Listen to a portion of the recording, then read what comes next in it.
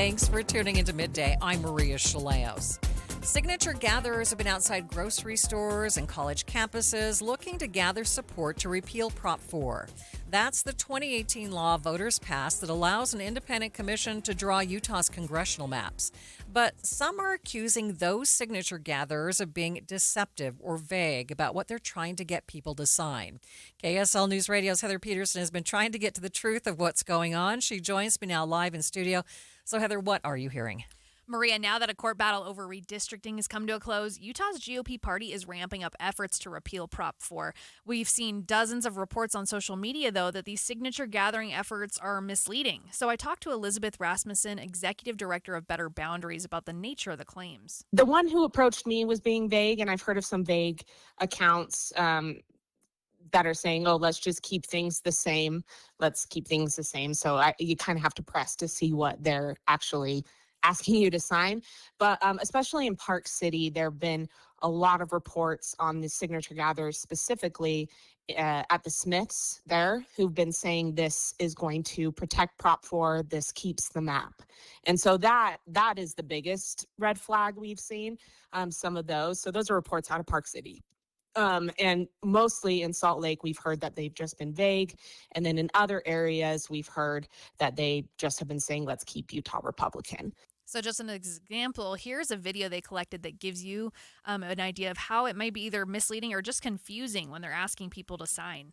What's this for today? So this is about the redistricting of the maps, of the redrawing of the lines of the state or the district lines of the whole state. So this is just a petition so we want the voters to decide, but I believe it's for they want to keep everything the same, pretty much. Keep everything the same. Yeah. Okay. So does this because I know the judge did a map. Yeah. So is that for like that map or Yeah, it's to keep the same. They want to keep it the same, but this is just so the voters can decide whether you are for it or against it. This is just to get it on the ballot. Okay, to see if you want to keep that map or keep another one. Yeah. Okay. Do you have like a law, like the law there? I have the initiative. Indeed. So you can kind of draw your own conclusions from that video. But these signature gatherers are mostly from an out-of-state company hired to collect signatures by the Utahns for representative government and the Utah GOP party. So I spoke to Robert Axon, Utah's GOP party chair, about it. He says, of course, sometimes an individual may misspeak or a voter may misinterpret what they're hearing, but signature gatherers have been given specific scripts to follow with all the facts. The scripts of what those that are volunteering or working as paid signature gatherers have been asked to say have all been cleared. I've seen those. I've looked at those scripts, and they are accurate portrayals of the facts on the ground.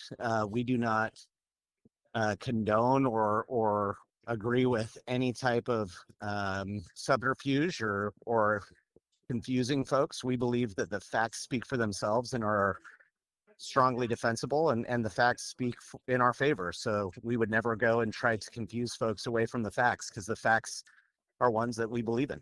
Axon says the GOP has hundreds of paid signature gatherers and thousands of volunteers, and they're trying to be very transparent about their intentions to repeal Prop 4. We're trying to provide clarity, and we've been very transparent about that through the entire process. Statute requires 7 meetings. We held 14 meetings.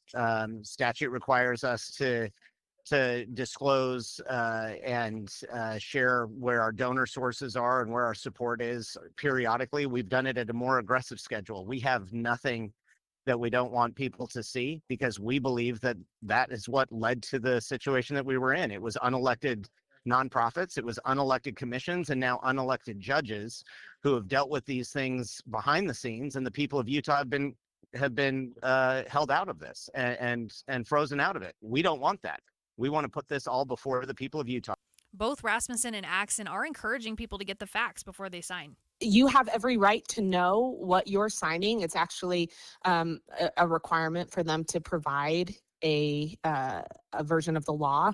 And so I've requested that, and it seems like they have at least the title of the law with them, which is good. But before you sign anything, just know that the only petition that we know of going around right now is a petition to repeal Prop 4. And so you have every right to push back and ask questions. Don't feel pressured, but just know what you're signing before you sign. And if you've already signed or are having second thoughts, you can also go online and have your signature removed. They need about 143,000 or so signatures to get this on the ballot, Maria. Thanks, Heather.